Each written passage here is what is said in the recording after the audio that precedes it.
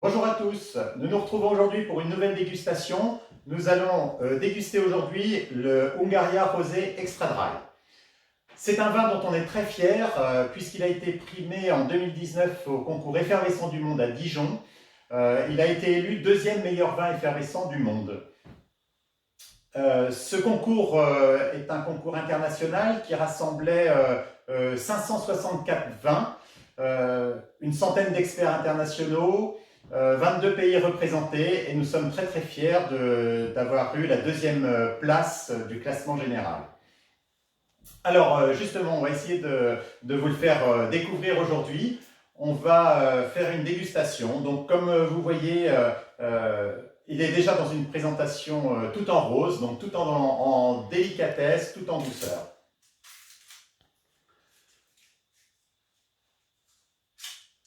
Toujours une belle présentation, des couleurs très très vives.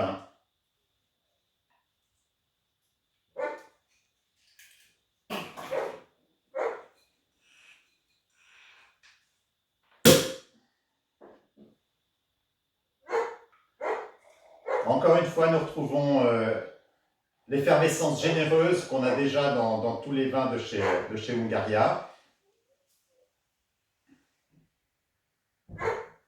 Et nous pouvons déjà voir la jolie couleur de la robe, tout en délicatesse.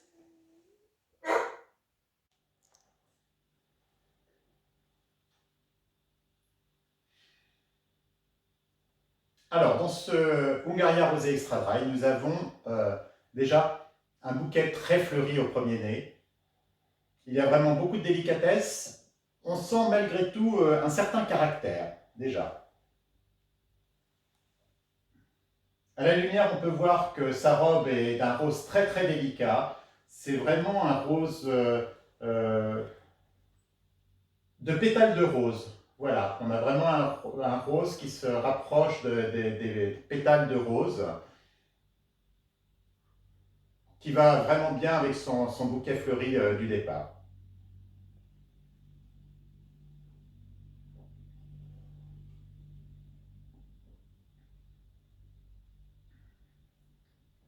Alors en bouche, on sent qu'il a déjà beaucoup de caractère. C'est un extra dry, mais il va être un petit peu plus sec que sur le blanc extra dry qu'on avait goûté déjà la dernière fois. Il est beaucoup plus délicat dans ses arômes. Il a des arômes, encore une fois, très fleuris, qui se rapprochent vraiment qui fait vraiment penser à des notes florales. C'est un vin qui est tout en délicatesse, avec beaucoup de caractère. On va pouvoir le déguster seul, en apéritif. Il va pouvoir faire tout le repas aussi, quels que soient les mets que vous allez servir.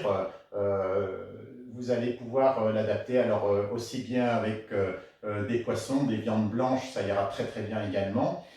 Sur des desserts, il fera merveille également. Son côté un petit peu vif, un petit peu sec, va réveiller un petit peu aussi les saveurs de vos desserts.